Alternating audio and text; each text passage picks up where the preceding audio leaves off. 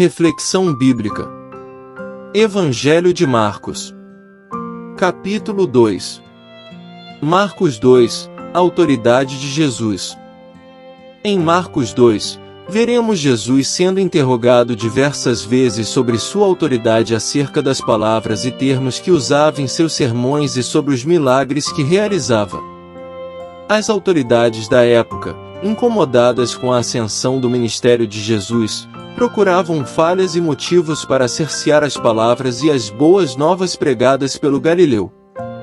Esta seção contém 5 histórias de conflitos relacionados à autoridade de Jesus. Nelas, Jesus é acusado de blasfêmia, desafiado acerca de sua associação a pecadores, censurado por negligenciar costumes religiosos e acusado de quebrar as leis do Shabat, sábado. Contexto histórico. De acordo com o contexto, Jesus havia acabado de chamar seus primeiros discípulos, os irmãos Simão e André, João e Tiago, os filhos do trovão. Além disso, numa história paralela, veio a realizar muitas curas e libertações na cidade de Cafarnaum, como a libertação do homem possesso por um espírito imundo na sinagoga, a cura da sogra de Simão e do leproso, a quem Jesus advertiu que não espalhasse o ocorrido ao povo, mas sim ao sumo sacerdote, como Moisés ordenara, para servir de testemunho. Jesus também recebeu de seu pai a ordem de ir para as cidades vizinhas, a fim de pregar o evangelho do reino. Acompanhe a seguir o estudo de todos os versículos de Marcos 2. Versículos 1 ao 14. E, novamente, ele entrou em Cafarnaum depois de alguns dias, e divulgou-se que ele estava na casa. E imediatamente muitos se reuniram, de modo que não havia lugar para recebê-los, nem mesmo diante da porta, e ele lhes pregava a palavra. E vieram até ele, trazendo um paralítico, que era carregado por 4. E, eles não podendo aproximar-se dele, por causa da multidão, destaparam o telhado onde estava, e, fazendo uma abertura, eles baixaram o leito onde estava deitado o paralítico. E Jesus, vendo a fé deles, disse ao paralítico: Filho, teus pecados estão perdoados. Mas estavam ali assentados alguns escribas, que argumentavam em seus corações: Por que fala este homem blasfêmias? Quem pode perdoar pecados, senão Deus? E imediatamente quando Jesus percebeu em seu espírito que argumentavam entre si, disse-lhes: Por que argumentais sobre estas coisas em vossos corações?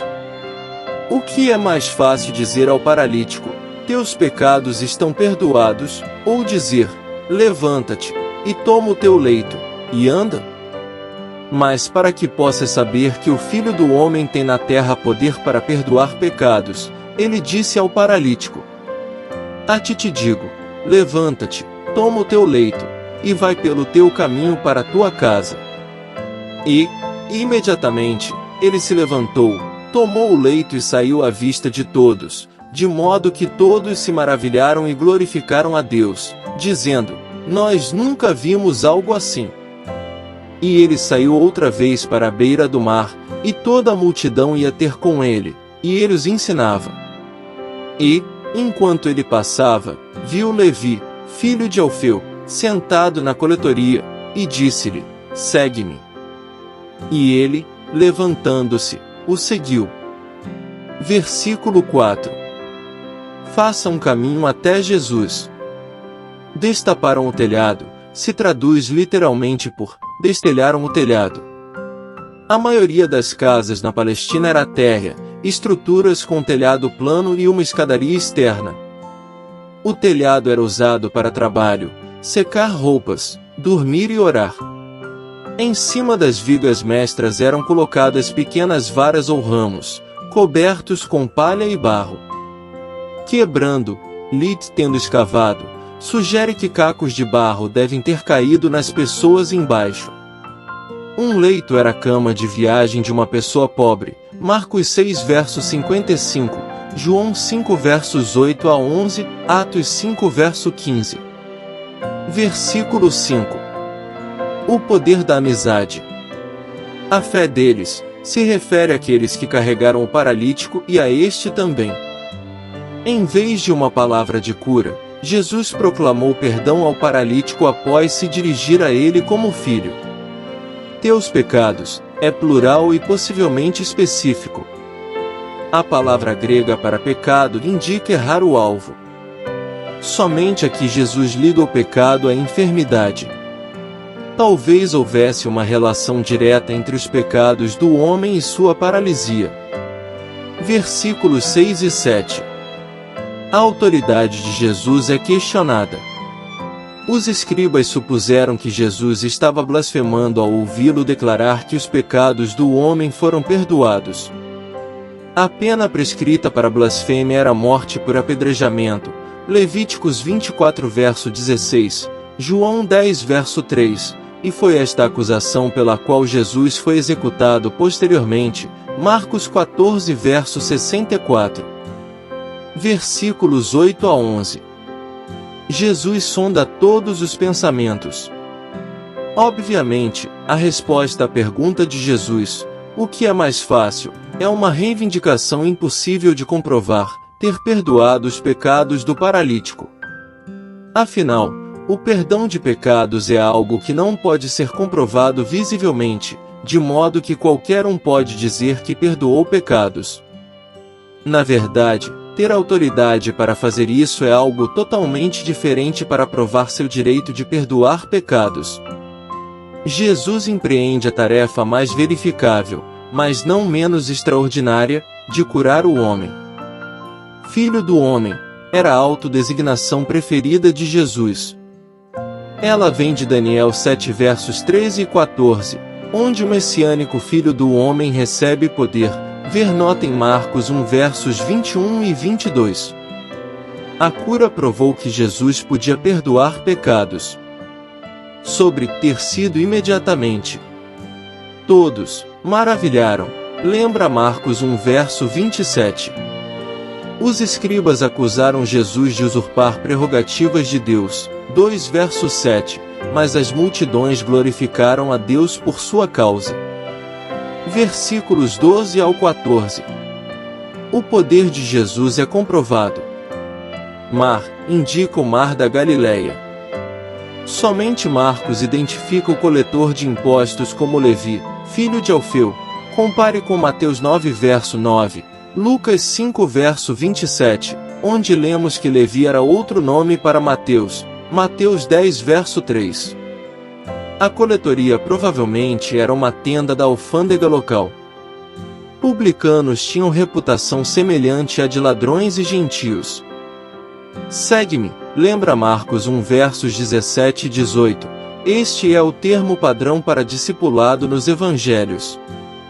Levantando-se, o seguiu, mostra que a resposta de Levi ao chamado de Jesus foi imediata. Versículos 15 ao 28.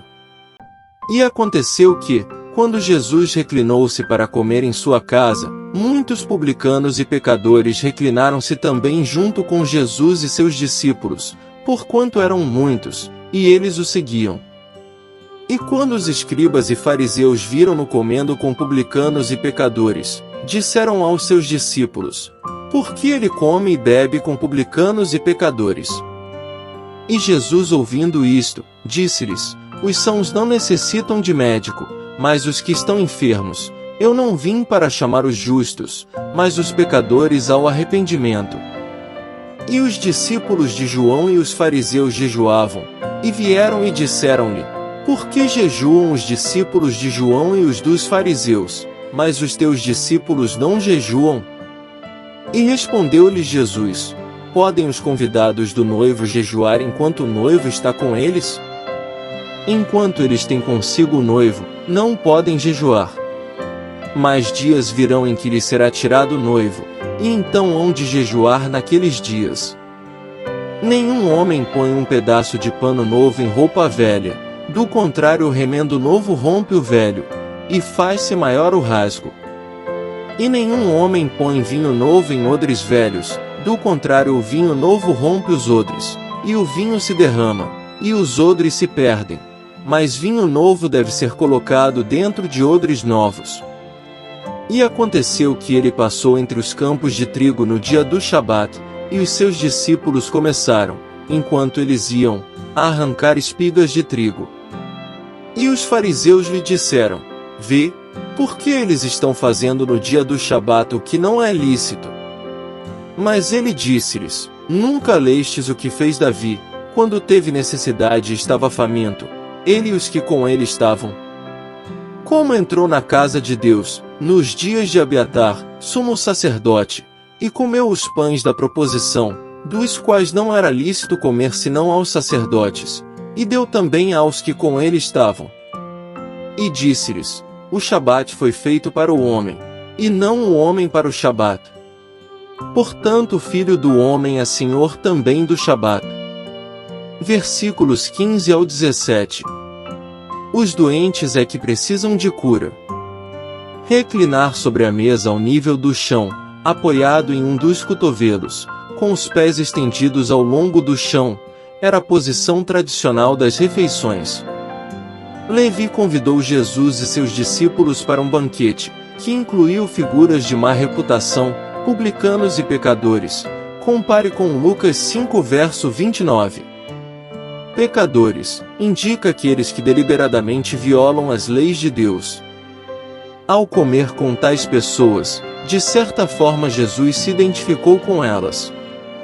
Todavia, longe de fazer vistas grossas a seus pecados, Jesus ficou com eles porque veio salvar pecadores.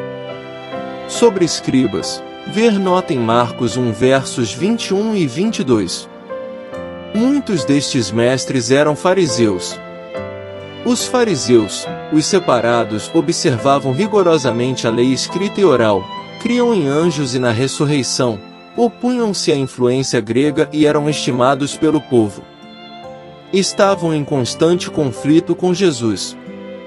Os justos, a quem Jesus diz não ter vindo para chamar, é uma referência irônica aos fariseus, justos aos seus próprios olhos.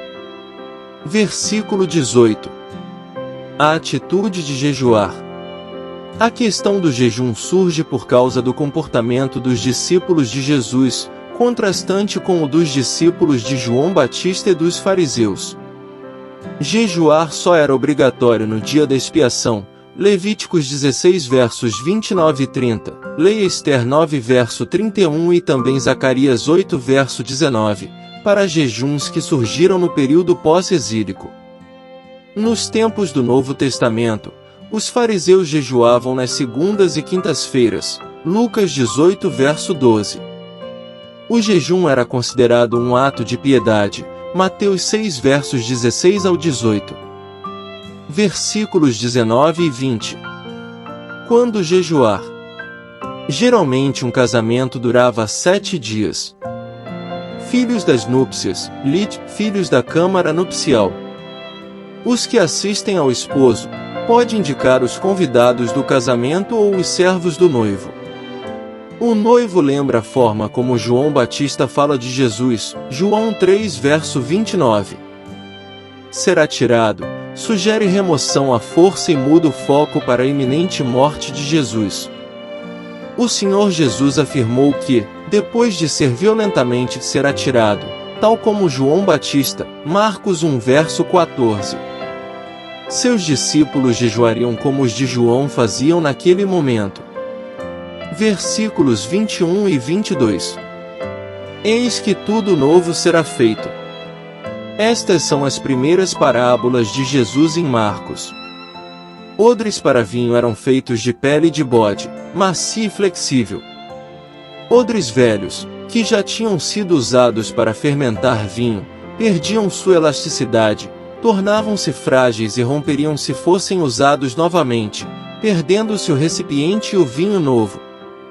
Ambas as declarações indicam a impossibilidade de integrar os ensinos de Jesus, o Novo, às estruturas e práticas religiosas do judaísmo tradicional, o Velho.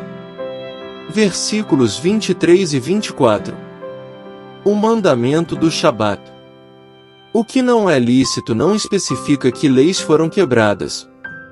A controvérsia era terem feito isso no Shabat, Um dia de descanso em que nenhum trabalho era permitido. Êxodo 20 versos 8 ao 11, Deuteronômio 5 versos 12 ao 15. Colher e debulhar grãos no Shabat eram respectivamente proibidos. Êxodo 34 verso 21. Os grãos maduros situam esta narrativa no fim da primavera ou início do verão. Sobre os fariseus, ver nota nos versos 15 ao 17. Versículos 25 e 26. A defesa de Jesus. Jesus defendeu seus discípulos apelando para a fuga de Davi da presença do rei Saul, 1 Samuel 21 versos 1 ao 6. Nos dias de Abiatar, sumo sacerdote, é exclusivo de Marcos. Compare com Mateus 12 verso 3, Lucas 6 verso 3, sendo um assunto debatido, porque, na verdade, o evento aconteceu quando o pai de Abiatar, Aimeleque, era sumo sacerdote. Contudo, Abiatar foi o único sumo sacerdote a escapar do massacre dos sacerdotes, feito por Saul, 1 Samuel 22 versos 19 e 20, e ele era bem conhecido na época de Davi. Portanto, a referência de Marcos foi uma aproximação cabível. Os pães da proposição indicam os 12 filões de pão ázimo colocados no santo lugar do templo, representando as 12 tribos de Israel. Eles eram substituídos todos os Shabats e somente os sacerdotes podiam comê-los. Levíticos 24 versos 5 ao 9. Dos quais não era lícito comer, senão aos sacerdotes, é uma repetição da expressão dos fariseus no verso 24. Permitindo que Jesus declarasse que, embora a ação de Davi tecnicamente tivesse sido uma violação da lei do Antigo Testamento, ele e os seus não foram condenados. Versículos 27 e 28. O Senhor do Shabat. Somente Marcos registrou a declaração de Jesus acerca das prioridades de Deus quanto ao Shabat e aos homens. Sobre Filho do Homem, ver nota nos versos 8 ao 11. Senhor do Shabat, volta o foco para a autoridade de Jesus e afirma sua posição. 5 principais lições que aprendemos no estudo de Marcos 2. O poder do perdão e da cura. A história do paralítico trazido a Jesus por seus amigos destaca a conexão entre o perdão dos pecados e a cura física. Isso nos ensina que Jesus tem o poder de perdoar nossos pecados e restaurar-nos integralmente. O chamado para a fé ativa. Os amigos do paralítico demonstraram uma fé ativa ao trazê-lo a Jesus, mesmo enfrentando obstáculos. Isso nos desafia a demonstrar nossa fé não apenas em palavras, mas também em ações, buscando ativamente Jesus e compartilhando sua mensagem de salvação. A autoridade de Jesus sobre a lei. Ao perdoar os pecados do paralítico, Jesus demonstrou sua autoridade divina sobre a lei. Isso nos lembra que Jesus veio para cumprir a lei e trazer salvação, e sua autoridade transcende as tradições religiosas humanas. A importância da compaixão. Jesus demonstrou compaixão ao ver a fé dos amigos e ao curar o paralítico. Isso nos lembra da importância de sermos compassivos com aqueles que sofrem ao nosso redor, buscando ajudar e aliviar o fardo dos outros. O chamado para a mudança e transformação. Jesus chamou Levi para segui-lo, mostrando que veio para chamar os pecadores ao arrependimento.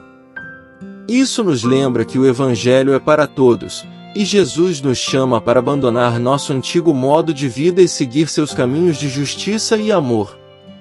Conclusão. Concluindo, podemos perceber a autoridade de Jesus sobre todas as situações, seu dom da palavra de conhecimento quando consegue discernir os pensamentos dos fariseus e o dom da palavra de sabedoria, tendo respostas para todas as questões.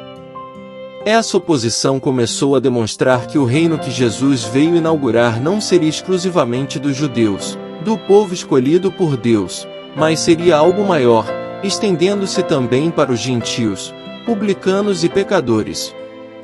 Isso será citado em João 1 verso 11. Ele veio para o que era seu, mas os seus não o receberam.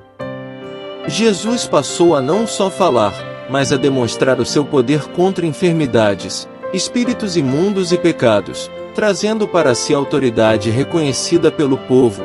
Ver 1 Coríntios 4 verso 20, que passaram a segui-lo onde ia, formando-se multidões de enfermos e possessos, que iam sendo libertados.